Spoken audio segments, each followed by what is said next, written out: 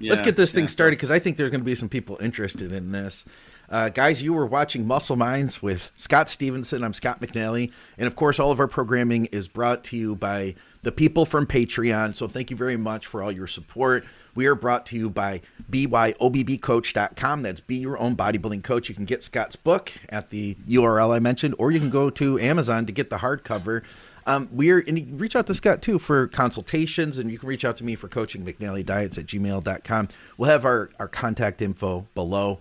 And of course, truenutrition.com. They are the title sponsor of all of our content. Go to them for some high quality carb powders, proteins, everything you freaking need. They've got it. Scott, so here's the deal. Rep tempo. It's become kind of a hot topic on the channel in the last couple of weeks. Ron Dusty and I did a reaction video to one of Mike Mentzer's later videos. And he had Marcus, was it Reinhold? Is that his last name? I think, yeah. He's an American, but he's totally German. Super German. Yeah. So he was having Marcus do very slow concentrics. And Ron and Dusty had both said that they would get more aggressive with that they would drive harder, that they felt that using a faster, more aggressive concentric would activate more tissue. And it was interesting because there was a number of people that commented. In fact, I brought one of the comments here today. We're not doing this to call anybody out, so I left his name out. But this is a thing. This is a fact that you could see there was a percentage of people that are doing slow concentrics, and they feel that this is the way. So I thought, who better to talk to about with this but than you? The comment was, for building muscle, why would you explode through a rep? It makes no sense for building muscle. It is proven that time under tension is what builds muscle. Exploding through a rep is for sports and to build explosiveness. Slow concentrics help with time under tension. It works. Teaching people to explode every rep makes it uncontrollable and injuries are caused. Now, I will say, too, that we did address this on the next episode of It's Just Bodybuilding, and Ron never meant that you should be explosive and careless with your reps. He means to load that weight up so heavy, basically, that it's still going to move slow. You're pushing with everything you have, but it's still not moving fast because the weight is loaded so heavy. Leave that comment up if you could, so we can Sure kind of thing. have there's some bits and pieces. Okay. And Carnivore Muscle popped in. He says that explosive concentrics are one of the biggest myths in hypertrophy training. I didn't know that was sort of a myth per se that has been perpetuated. You have to do that. So the first thing is, if we look at what's in that comment there, and this is just this is nice that he outlined some of the things that I thought we could mention in regards to this question. Is if you want to get more time under tension, there's a nice review by Wilk et al. That people can look up from the last 2 or 3 years. There's actually a couple of them. One on kind of acute responses when you vary rep tempo, changing the eccentric concentric ratio, basically longer or shorter rep tempos. You can vary those ratios. And also he has a review on the effect of hypertrophy. And if you move with a given weight, if you move with a slower rep tempo, you'll tend to have a higher time under tension, right? And if you're looking, for instance, for more time under tension, you also want to do higher reps, which means using a lighter load. Okay. So I'm getting to exactly what you said, is if you're using a lighter load and you're trying to move it explosively, well, then you're doing power training, right? And you're just throwing weights around. If you're trying to move like a 60% of a 1 rep max or 7%, no, you're more than likely, if you're being ballistic and explosive with light weights like that, you're losing your mind muscle connection because of the effort level that's involved. So let's say you start a lighter load. Let's just talk about load now. Because you want to have more time under tension, let's say, because that's the way you want to go. And there's a nice study by Carrera, which we talked about a few weeks back. Maybe it was it was a month ago, maybe 6 weeks ago we did this. So if you're using a light load and you start throwing the weight around, you're gonna to do that, you have to activate pretty much all the muscle you have. We're assuming you're doing like a compound movement here, just to make this simple. Okay. So you're going to have difficulty maintaining a mind muscle connection. And the studies show basically that you most of them have been done with bench press, and you can have an individual do a bench press and say, I want you to use your pecs. Or you can have an individual want to do a bench press, I want you to use your triceps. And people can do that. You look at the EMGs, and the relative ratio of pec to tricep or vice versa is as wished up until maybe an 80% of a 1 rep max. So if you start moving lighter loads ballistically, now you've got higher effort. I'm kind of extrapolating this idea. Now you've got higher effort, and now you're missing out on your mind-muscle connection. Because let's say you take that 15, 20 rep max load, and you just flip it as hard as you can for the first 10 reps. Well, the only way you can do that, especially if it's a max effort like that with that light load, is by using if it's some kind of pressing movement, you're using your delts and your triceps and your pecs. So you're missing the point of doing that movement if you're trying to train your chest, right? Sure. So yeah, exactly what Ron was saying and what you just said, it applies, is that when you're lifting heavier loads, right? The idea of being explosive is different than if you're lifting lighter loads, because you're not going to actually have any explosiveness. In fact, generally speaking, if you look at where you have the most power, if you want to use power as your measure of what explosive is or what ballistic is, it's around 30% of a 1 rep max. That's a super light load in terms of force times velocity of movement. That's how power is defined, right? Can you explain that for me a little bit? Can you say that again? Because I'm not super clear. Yeah. So as you increase, as you go from a really light load, let's say you're at like the barbell, right? Just the bar. And you move that, you bench, you incline press it as fast as you can, right? It's a light load, but you move it really fast. So your power is the load times the speed of movement. You could average that throughout a rep. And let's say then you add, 5s on there or 10s on there, and you progressively increase till you get to about 30% of a 1 rep max. So maybe for you that's like 95 pounds. Okay. Now you have more force, but you can't quite move it as fast. But when you multiply force and velocity, that gives you power, right? And that's optimized around 30% of a 1 rep max. And that's actually what you see when we look at isolated muscle too. So if you can produce force curves and velocity curves. So the heavier the load, the slower you can possibly move it. You can't move a 2 rep max very, very fast, or an 8 rep max load very, very fast. Yeah. But you can move a 30% of 1 rep max really pretty fast. If you were talking about power, for development of true power, if you define it as such as that, so technically speaking, the physics in the world of physics, it's a really light load and you're moving it ballistically. So if you get up to heavier loads that are still light in terms of what typically will be used for most bodybuilding training, you're trying to move those things ballistically, and you're moving them as fast as you can. Your power is not quite optimal, but your power is still higher.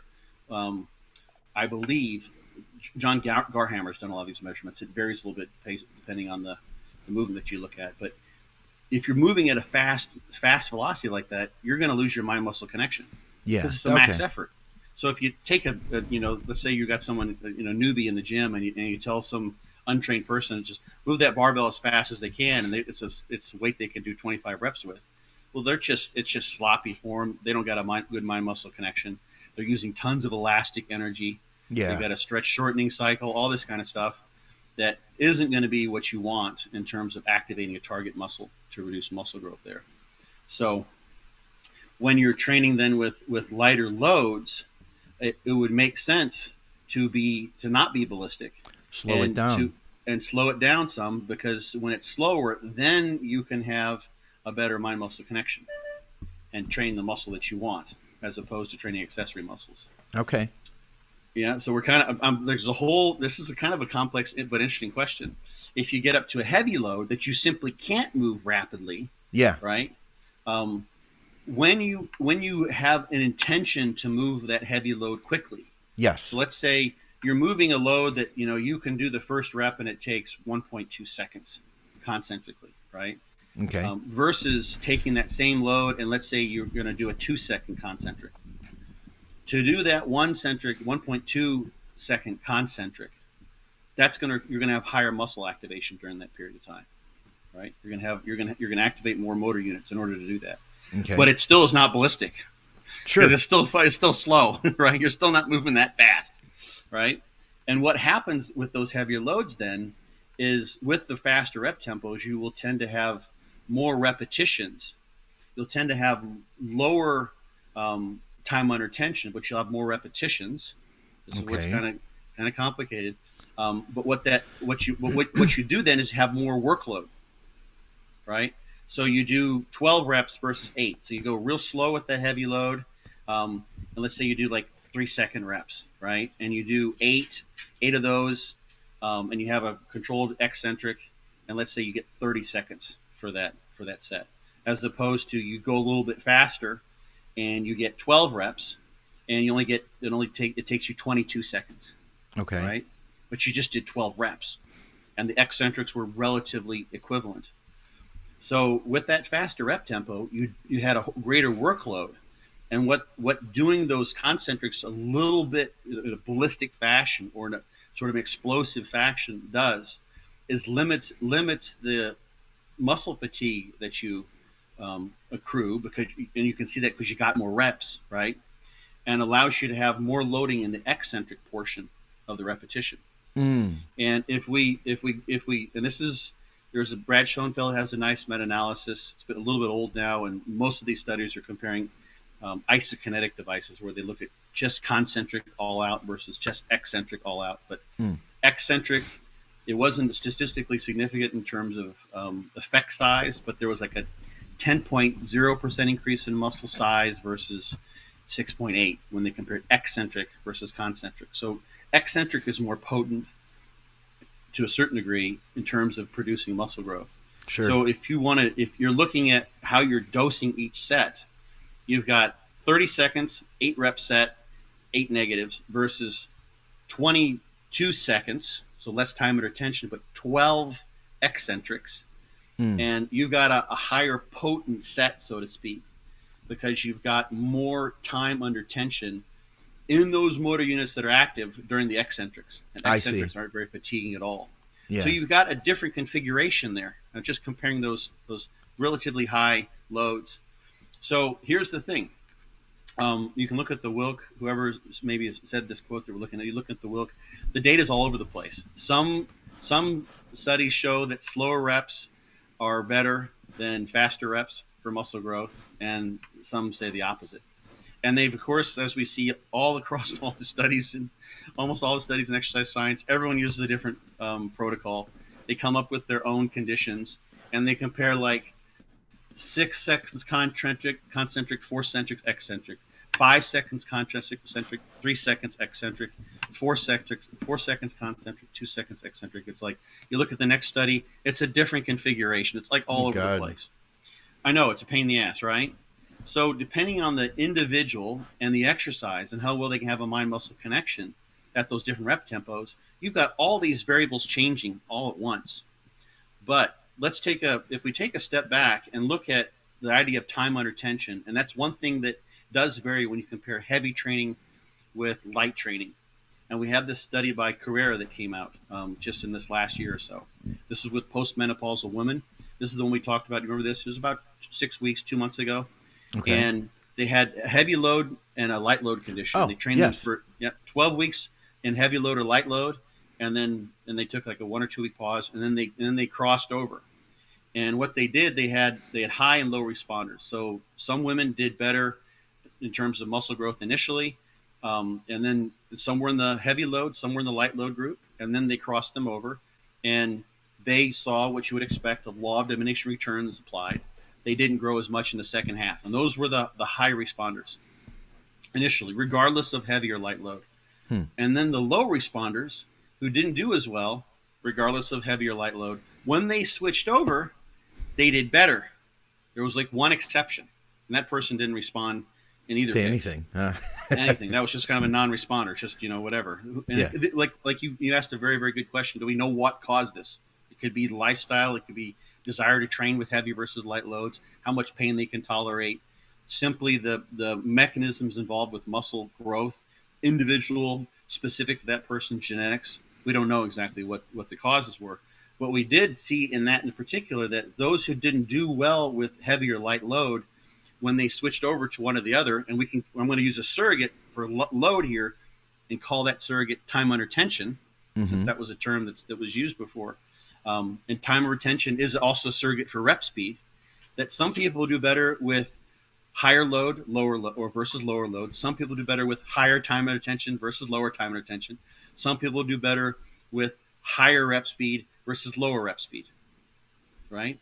There's variability in all these things. Some people do better. Another study, Damas et al., with higher frequency, higher volume versus lower frequency, lower volume. That was a study we've talked about here a few times. So the thing is that for some people, they're going to do better with higher time and retention, training with lighter loads. So I'm going to stop there. I have some more thoughts, but I think you might have a question or something. Maybe we need to see if we're getting good comments. Well, there was something I wanted to say. This has been my personal experience, and then I've seen this after it was something I learned. I've applied it to others, and I've watched their experience. So there was a time that I would treat all of my reps super controlled, both the concentric and the eccentric. And it would basically be like a 1-to-1, meaning if I was doing like a 3-count concentric, it was a 3-count eccentric. And I remember training with Shelby one day. We were training legs, and generally I met with him to train back every week. We trained back on Wednesdays, and I happened to get like a Saturday off the day he trained legs. So we're training legs, and we were at the Detroit Highland Park Powerhouse.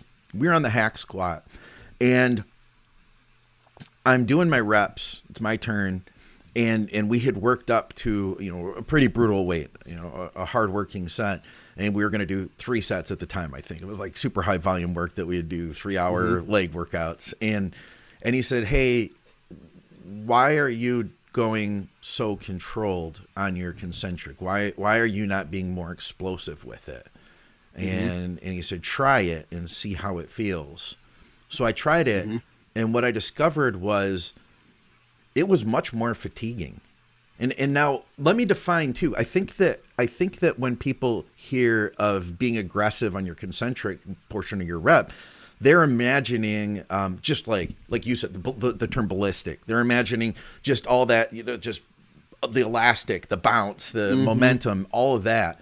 And that is the opposite of what I'm talking about. Dave Smith, Big Dave Smith, had a great analogy. He said, imagine if you're in a car with your grandmother and you don't want to whip her head around, you can still take off fast from the line and you can still come in hard to the next stop sign. But you have to control it. You don't just hit your foot on the gas. You ease your foot onto the pedal, and you can build that speed up rapidly without using momentum and jerking your grandma's head back. And then the same thing comes with the end of the rep, or before you get to the stop sign. You can, at the end, with the right technique, decelerate and get to that stop sign without jerking your head forward. So that's exactly what I'm talking about. Driving as aggressively as you can without whipping your grandma's head around, And I discovered that when I've done that I just feel it so much deeper in the fibers. It feels like so many more fibers get activated that I almost feel like I'm protecting them if I just kind of keep it at a creep. Yeah, it's controlled effort to produce an acceleration with the weight, as opposed to maintain sort of a constant velocity. Yeah. And what happens that transition is important too, about being bouncy with things. So like if you start dropping the eccentrics, like you said, and don't have some braking when you transition from an eccentric to a concentric, then you're going to have a stretch shortening cycle, right? And that probably is not what we want, because you can just be super bouncy. Yeah. But if someone, and I think this is kind of what someone like Ronnie Coleman was probably doing. Not that it's maybe the best thing for a skeleton in the long run. Someone can pick up a heavy weight and be and have a really strong activation of those muscle fibers, but it's so heavy they can only move it if they have both good activation. So there's no deactivation of muscle fibers as they lower the weight rapidly. It's just so damn heavy that they've got good activation and they got a stretch shortening cycle going at the same time. Carnivore Muscle mentioned Henneman's size principle, and he says that muscle fiber activation is dictated by difficulty, challenge, not speed. And yeah, if you take a given load and try to move it if you move it at a faster velocity, you're going to need to use more motor units to do that. And that's going to follow Henneman's size principle from low threshold to high threshold. So I'm not sure. What does that mean? How does that tie into what we're saying here? We were talking about when you move. Let's say what I was talking about, the 2 second versus 1.2 second reps. Yeah. So let's make it a 5 second repetition. Okay. Right, and it's with 200 pounds, whatever exercise. It's something that you can move and you can get from bottom to top in 1.5 seconds, but instead you do 5 seconds. Okay. Right? So especially during that first 1.5 seconds of both of those reps, to do the work from bottom to top in 1.5 seconds versus to do whatever that would be, 30% of that work, because you're doing a 5 second rep in the slow condition, is going to require more motor units being activated. Okay. Right? So that happens according to Henneman's size principle. It's a size principle based on the size of the motor neurons in the spinal cord, and it dictates the order of activation of motor units, recruitment of motor units. And when you start off with lighter loads, easier things, he's totally right here in terms of difficult challenge. Something that's easy, you'll use the low threshold. Those tend to be the type 1 motor fibers. They call them slow sometimes. Yeah. White, use different terminology that's used. It's really kind of it's a false use of the nomenclature, because you're really looking at, when you're talking about neurological things, you're looking at motor units. When you're talking about fiber typing, usually we're talking about the myosin heavy chain that's used, and that's a type 1 fiber type. So you go from these endurance-oriented motor units eventually to those that are a little bit tend to be faster in terms of their fiber, so Okay. there's maximal velocities that aren't as endurance-oriented. And finally, when you get to something that's very, very heavy, normally you see maybe 85-90% of the motor units are being at least activated. 85% of the 1 rep max. Most of or all the motor units are being activated just to move that load. Yeah. They may not be activated at a maximal firing rate, but they're being activated highly. So that's just this one of the most robust phenomena in muscle physiology is Henneman's size principle. There's only a couple exceptions where you see anything outside this order. So it's always like, you guys go first, you guys go second, you guys go third, you guys go fourth. It's always that way. And the more difficult the task, or in this case, I'm talking about moving the same load at a faster rate, you're doing more work in a given unit of time. You need to use more muscle mass in order to happen. So you need to call on more of those motor units to make that happen. And that's why you would, moving faster, you would feel that's why I would feel it more, you're saying?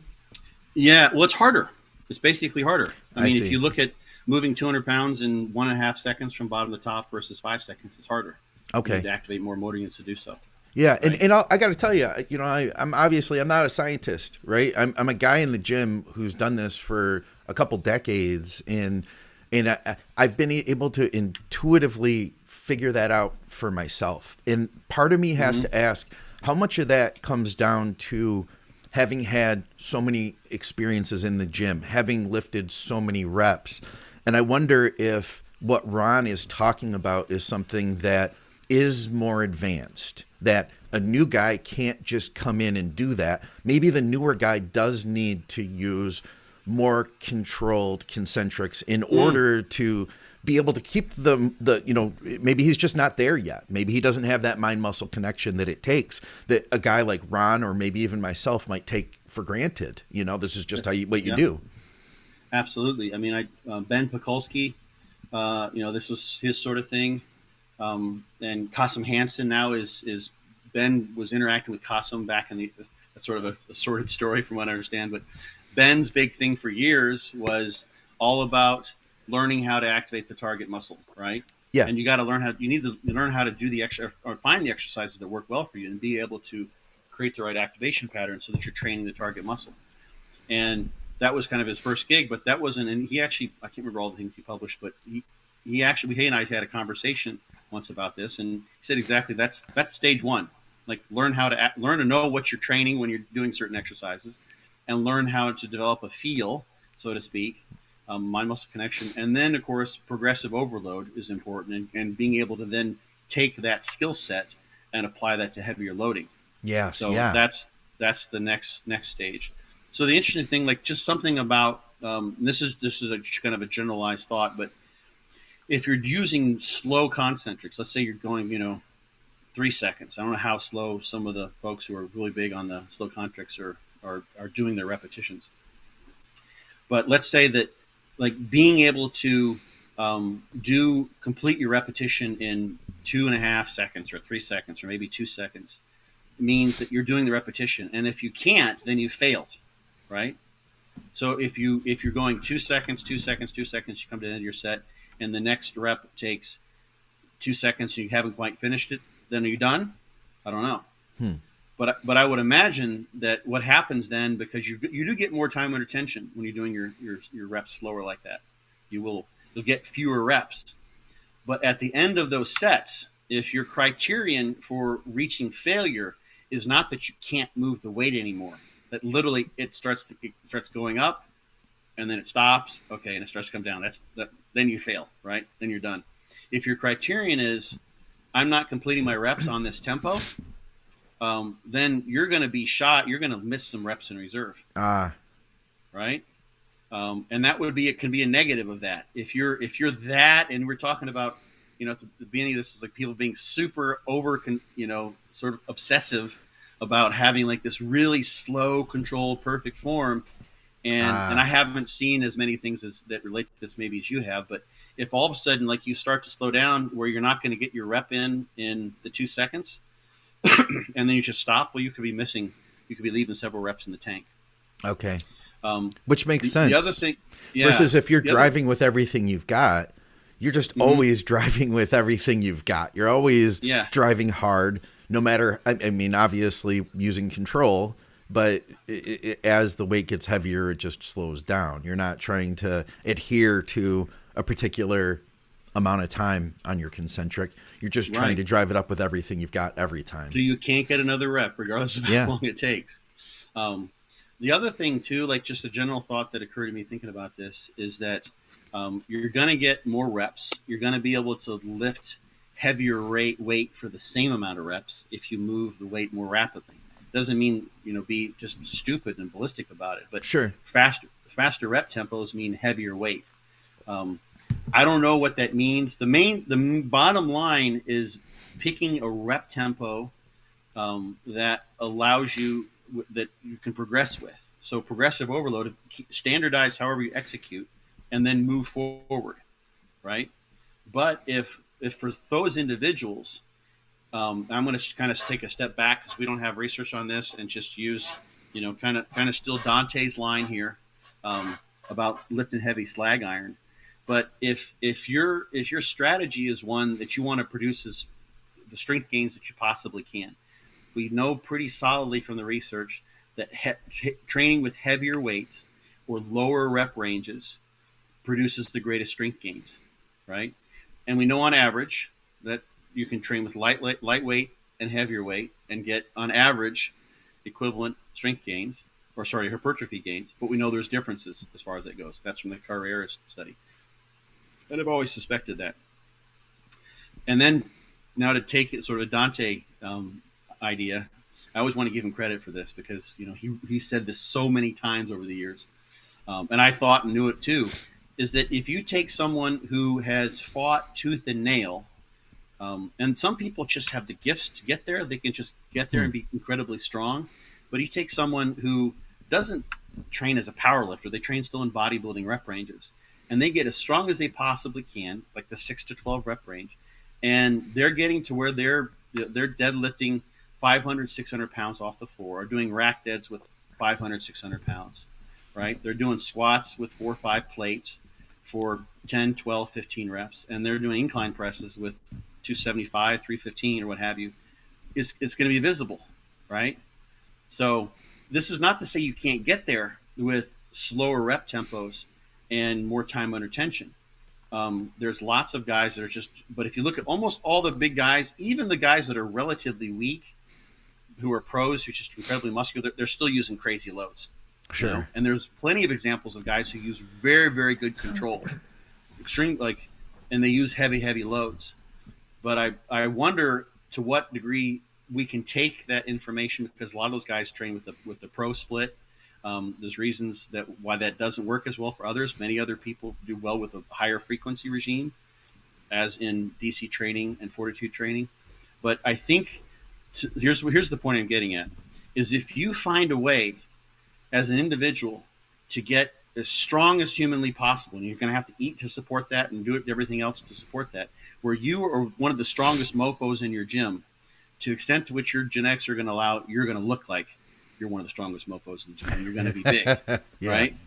And if we just take this little piece from the research that suggests that greater strength gains are had from training with heavier loads, which is going to mean generally faster repetitions and being and training in a way that proffers that, or that favors strength gain. So being sort of aggressive with your repetitions with those heavy weights, that's going to be the best way that most people are going to get to those heavy loads. You can get there the other way around, but pretty much, I mean, this is just kind of, old school in the trenches. I can't think of anyone offhand who got really, really strong training in a completely controlled, super controlled way.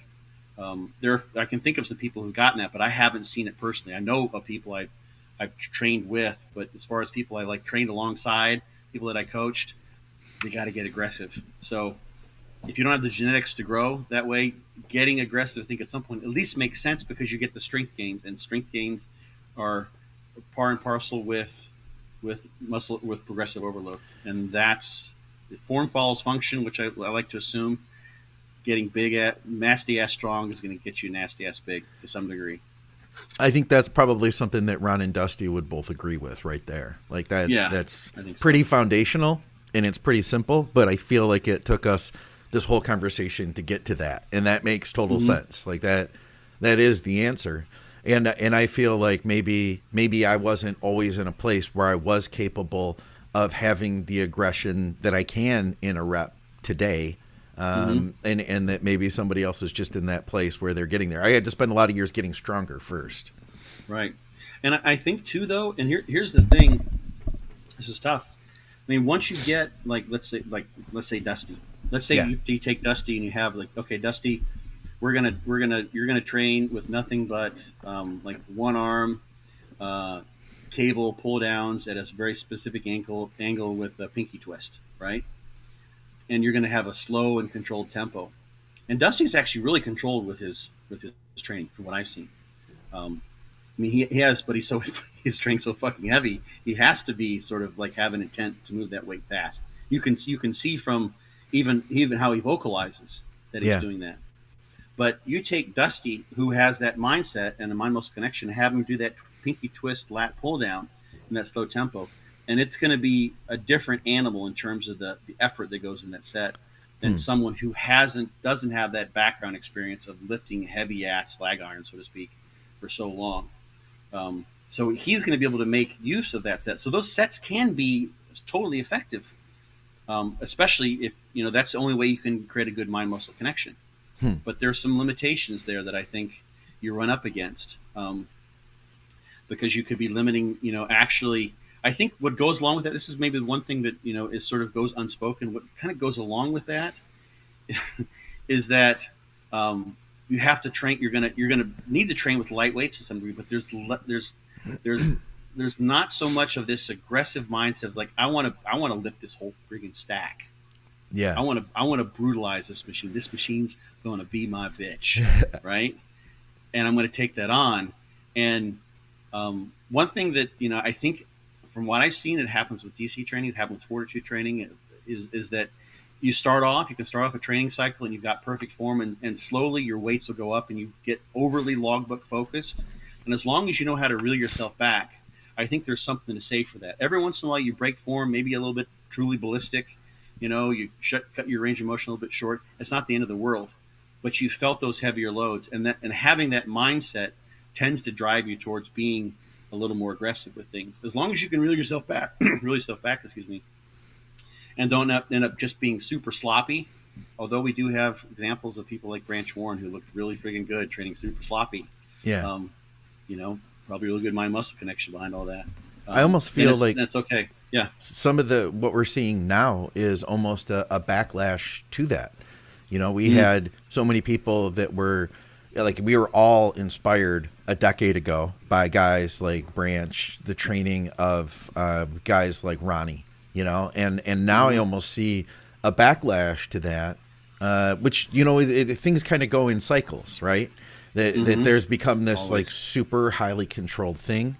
And I almost feel like that's where guys like the Sam Sulik come in. It's almost a Mm-hmm. pushback to the overly controlled, the overly processed, the overly perfected diets, everything. Mm-hmm. To as somebody else pointed out, where was that?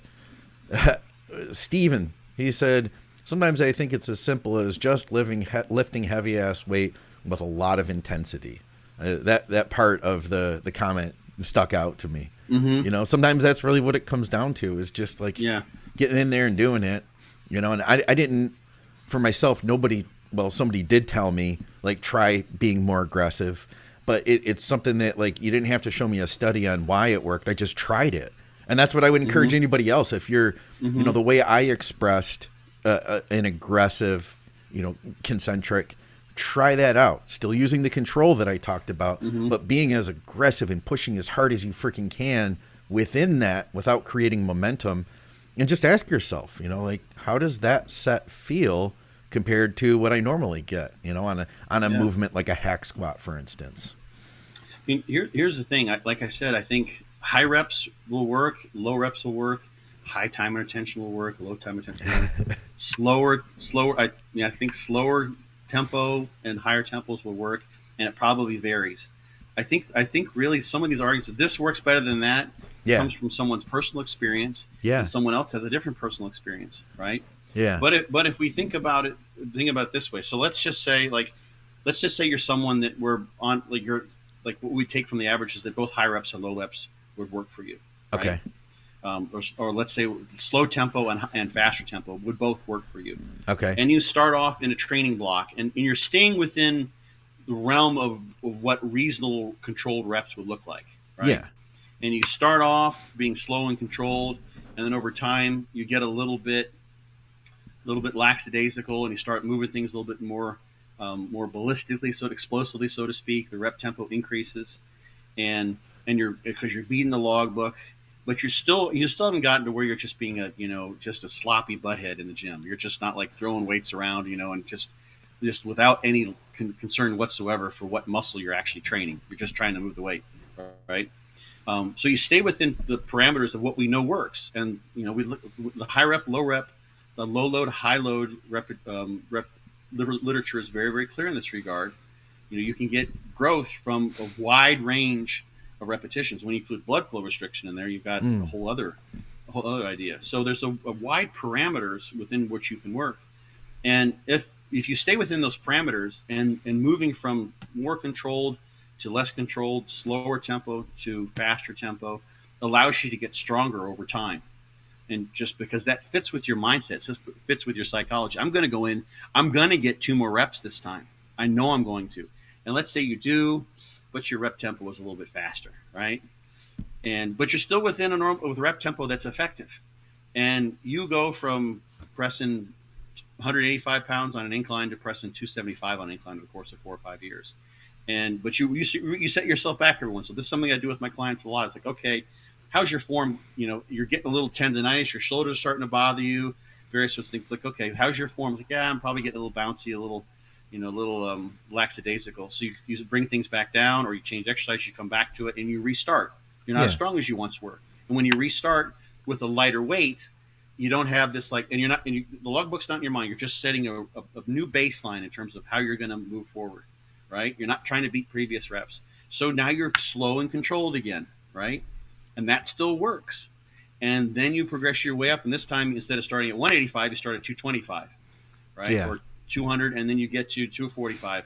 And the next time you get to 255. And you keep on going back and forth. And over the course of years, you try various things. You're doing slow and controlled sometimes because you know you need to, because you're losing a mind-muscle connection. And you go heavier at other times. Those are all effective approaches. It's not one is always better in all cases for every muscle, for every person, right? It just doesn't work that way. And we know from the science that there's not a one-size-fits-all. Yeah. There's just no ifs, ands, or buts about that. Unfortunately, I hate to say it, but like, I can say with absolute certainty that there are no absolute certainties. Yeah. Yeah. Right. Yeah. It's one tool of many. Where would I wanted to ask you? So you were really good friends with John Meadows, and I'm sure you guys have had to have talked about this before.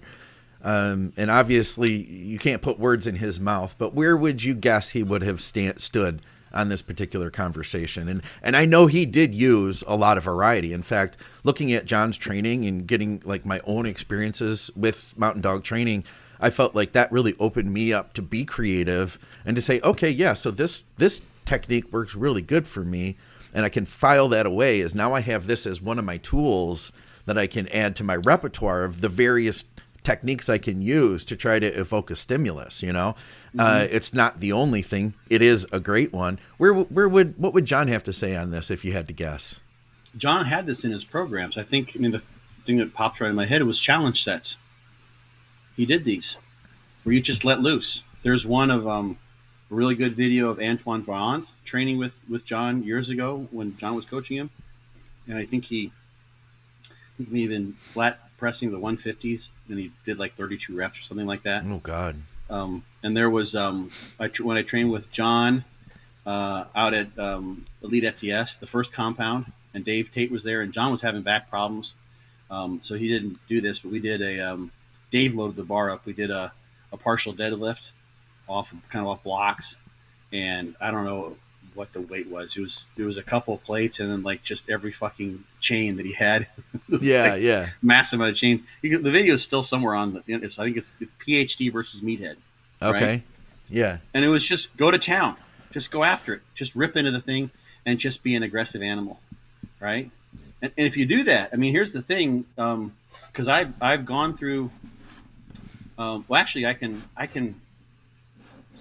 actually sort of. Well, it's a little bit different. I had an interesting experience here. I got to actually squat for the first time since my hip replacement. No kidding. Yeah. How'd it go?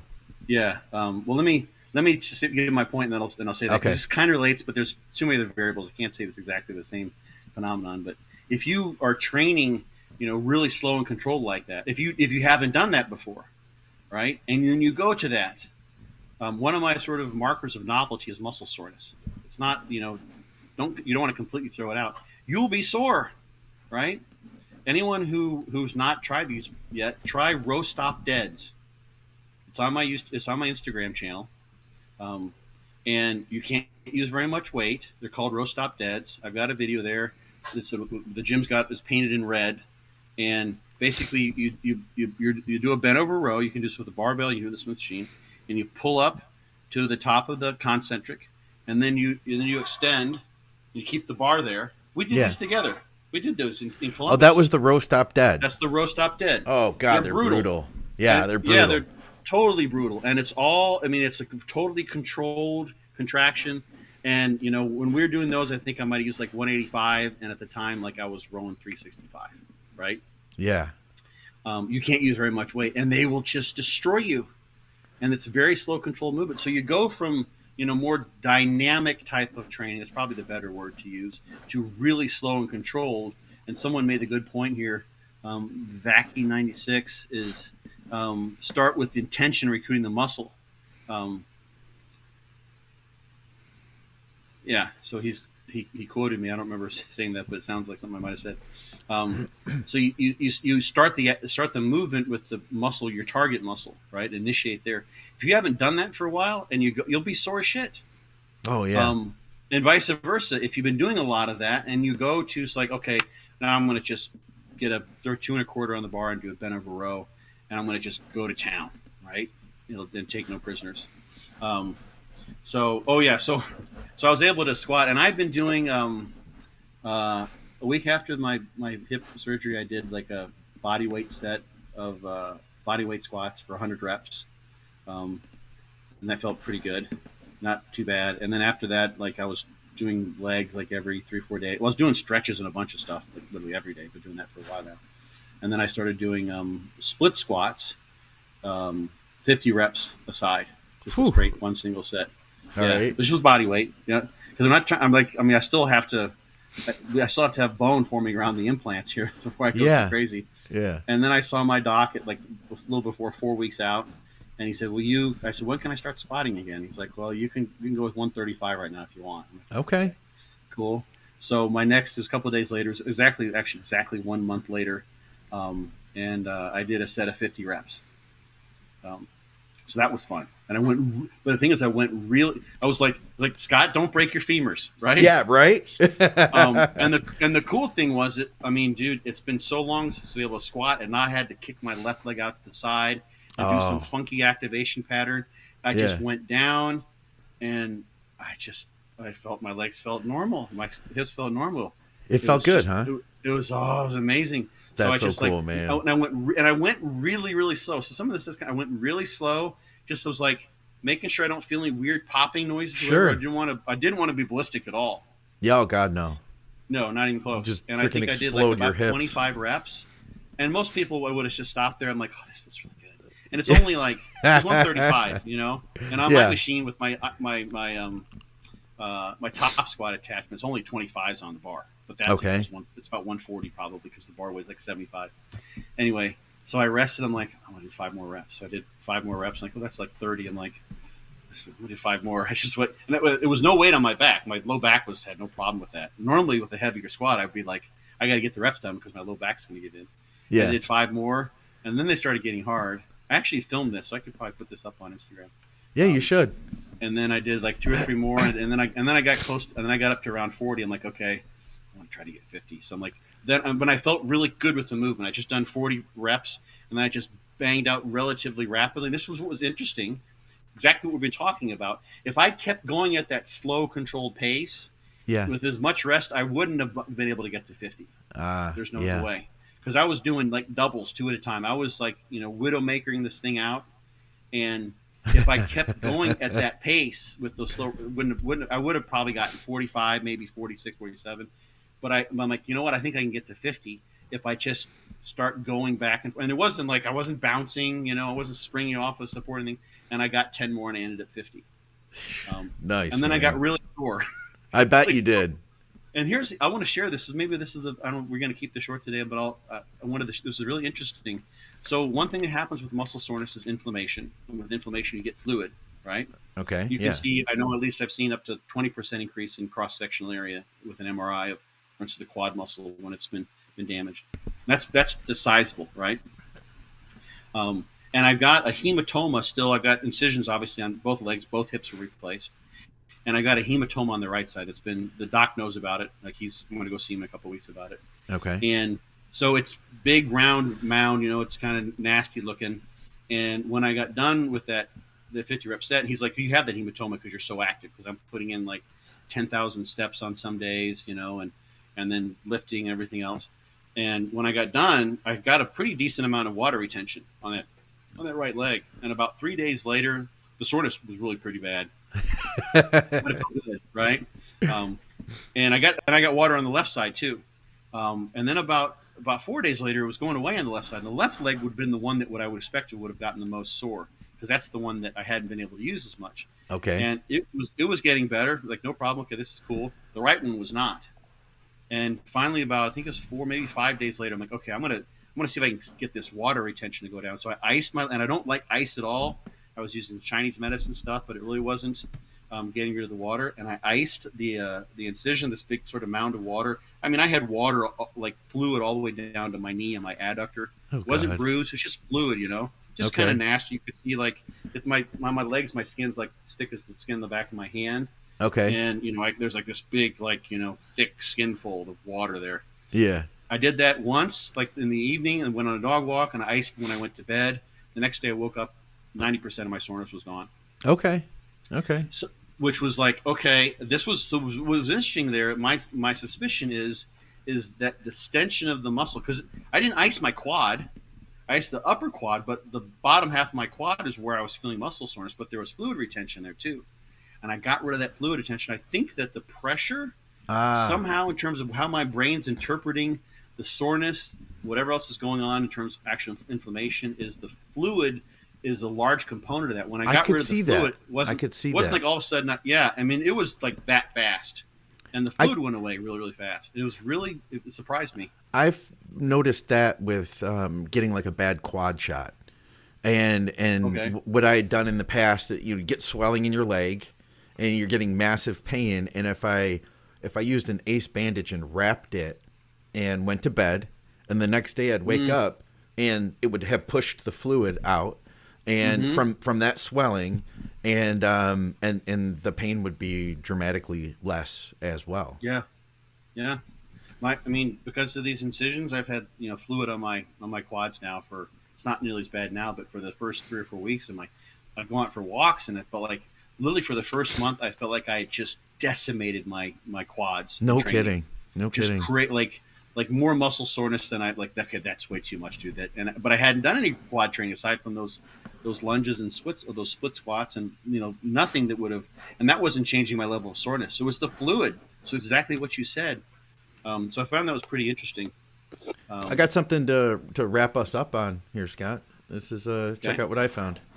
Let's see if I can play this. Yeah, look at those friggin' chains. I know, right? I think I can. That was like, how do I add us on the back in here? I think I can do something like, let's see. Okay, there we go. Yeah, now we'll go like this. Boom. We'll do one of those. That way we can stay in the corner. And see if I can go to full screen here. There we go. I'm going to leave the sound turned off. I don't know what you guys are listening to. He's yelling at me.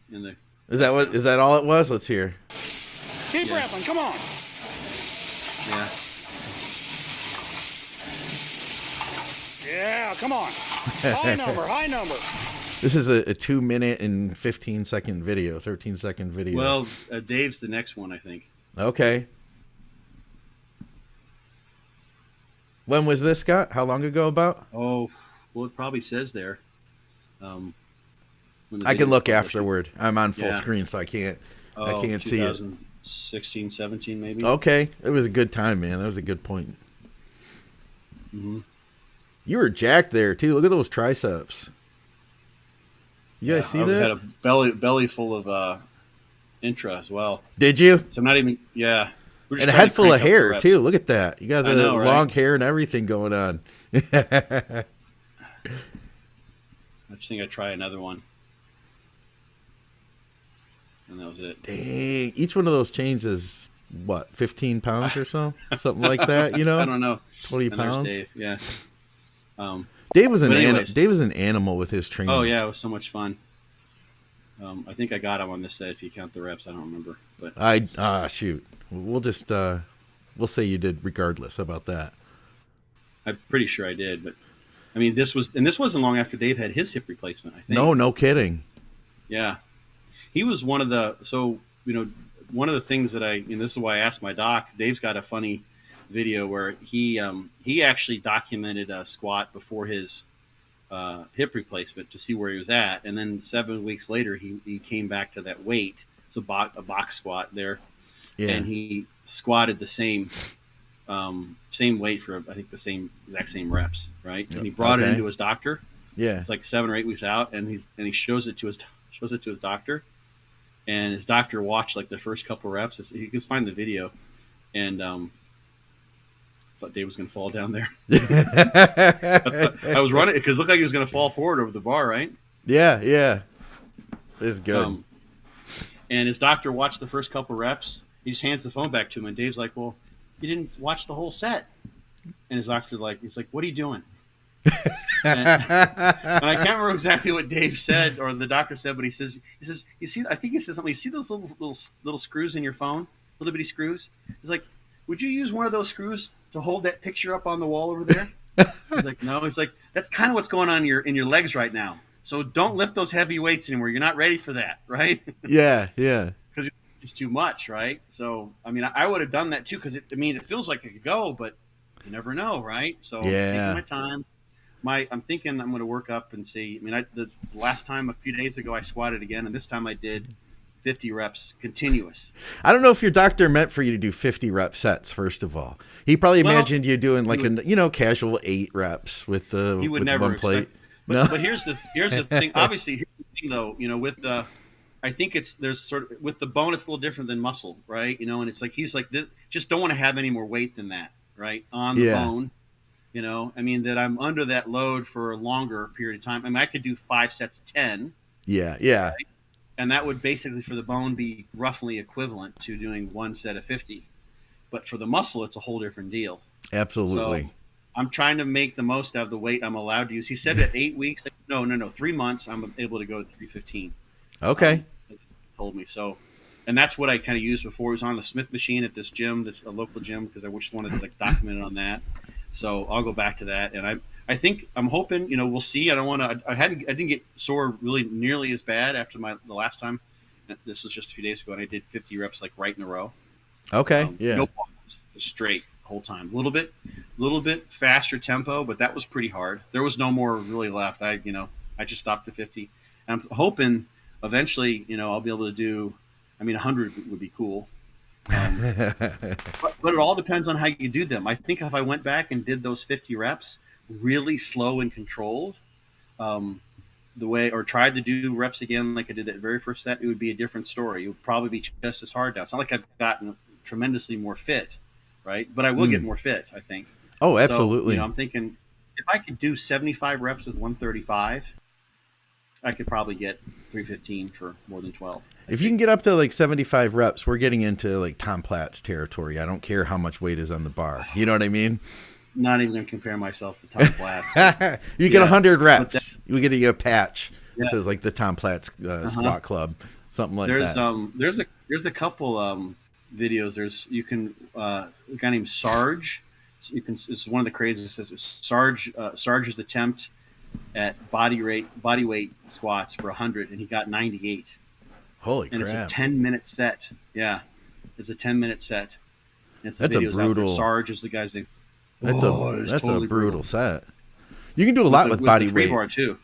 Okay. Wait, with the free bar, body weight squats. What do you mean then? So he's holding a bar? His body weight was on the bar. Oh, okay. Wow. Yeah, he squatted his body weight. That's pretty crazy, dude. Reps. That's pretty crazy. Yeah, he got 98. He didn't quite make it. Yeah. Yeah. So 135. I mean, I weigh like probably 200 right now, something like that. Yeah. So 135 is maybe it's a little more than 2/3. And your cardio too. Like it's such a great tool for strengthening your cardio doing high rep squats. You know what I mean? What was weird is it wasn't that hard cardio wise. Huh? And you're in like a very humid environment too. I mean, maybe it's drier this time of year, but I don't care. South Florida is always going to be, like a jungle, basically a swamp. So it was just one set, and I think like, because I've been doing like lots of rest pauses with squats. Yeah. Where I go and on my Iron Master, I would have like, what was I doing? I'd have like a 45 and then 25, 25, 25. And I do set and set and set and work my way down from pull a 25 off and do drop sets. And those were harder. What's the thing I also do, and this isn't exactly how you do it, but one thing I kind of did it for my hips before and I did it again, is right when I get done with that set, I go down into a deep squat all the way down, just with no weight on my shoulders. Right? Okay. And stay there for 90 seconds. Whew. That's a bitch. Yeah, it's kind of cool. It's kind of cool because I just like, okay, there's the pain. How you doing, Mr. Pain? I'm going to sit here and we'll just wait it out for the next 90 seconds. Yeah. And eventually it's done and it's over with. But I think that increases muscle because you're trapping those metabolites. That's a tremendous stimulus. Oh, okay. I'm just sitting there. I'm not doing anything, but it burns like a motherfucker. Yeah. Right. Yeah. So, and it's a nice stretch. It's good to be in that deep squat position, stretched out. It stretches the muscle as well, and it creates a massive amount of metabolic stress. Sure, so, I could definitely see that. Yeah, it's like try that next time. You could do that actually. The way you're training, like that was something you could add in. Is finish your legs and then just go right down to a deep squat. Yeah, that might be like a great way to intensify it without taxing my cardio ability. Oh yeah. Yeah, but it's great for mental toughness, I think. I talked to Mario Novo when we were down at Swiss about blood flow restriction, and he's had some evolution in thought. He used to say that you really wanted to use the calibrated cuffs, that it was really important. And he said now he's like, I think the straps actually have a place. He's like, if you know what you're doing and you know how much tension to use. He said people are pretty good at being able to control that tension and be able to feel how much tension you're adding to the strap and being able to replicate that. He said, now, if you're trying to do a study, that's where the calibration comes in because you want it to be absolutely precise for the study. He was like, but for people that are doing it every day, he was like, maybe we don't need, because before it was a big limiting factor because talking to him about it and using his ideas, it would have been at least, they had a cheap set of cuffs that were like $600, so it was like a major limiting factor to get involved, Right. Whereas now he's saying he thinks the straps, he's a little more open-minded to it. The straps could be beneficial. Okay. Yeah. Jeremy Lenke has a paper out kind of documenting that. Like I think it was like they had sort of a scale as the tightness or something like that. I can't remember exactly. Okay. I don't want to misspeak, but I think you tighten it down to an 8 out of 10. Okay. But I don't know what 10 was supposed to represent. Yeah. But I imagine if you calibrate the person and say, this is how it's supposed to feel. Right. Pump them up with a manometer, You could replicate that. It's like, okay, Or come close. Replicate that. Yeah. Yeah. Right. Yeah. So I've been thinking about getting into it. Yeah. I mean, that would be great for you, dude. I think it would be too, just for a lot of factors, including clotting. I guess it could be really beneficial for producing an enzyme. Does this ring a bell to you? Producing an enzyme that breaks up clots? I don't know. I'm not sure what he might meant by that. But my concern would actually be getting a clot because of the blood pool. Right. That's a very small risk of that. Yeah, I guess I don't want to say too much more because I'm not. It's like literally that's all I had. I already said, so I can't really elaborate. I can't elaborate on it. Right. Yeah. If you want to bring him on the show, that'd be cool. I would love to talk with. That would be cool. I've been wanting to bring him on. Didn't he? Yeah, we did. Yeah, I did just like a one-on-one with him a few years ago now. So he's kind of switched professions at this point. He's doing some other stuff, but I'm sure he would love to come on and still talk about it. Okay. Yeah. Yeah. Well, I'll tell you about that. Yeah. Okay. All right, man. Cool. All right. Well, we appreciate you guys tuning in for this Sunday live. Everybody who's not at the Olympia or driving home from, maybe they are. Maybe they're flying home today. Maybe they're in the airport right now and they're hanging out with us while they wait for their plane or their layover. And if they are, you didn't see the whole thing, you can roll it back and watch from the start. We're going to do a live episode tomorrow of It's Just Bodybuilding on Monday at 1:30 Eastern Standard Time. And if you're looking for something to read on your flight home, you can go to byobbcoach.com and you can buy Scott's book, Be Your Own Bodybuilding Coach. Of course, yeah, there you go. And reach out to either of us you reach out to Scott for consultations, reach out to me for coaching, and we'll have that information in the description. We appreciate you guys hanging with us. And Scott, thank you for your insights on this. The answer is there is no absolutes. That's what I think I got out of this today. Yeah. It depends. Yep. Right. Thanks for hanging with us, guys. All right. Adios. Enjoy Sunday.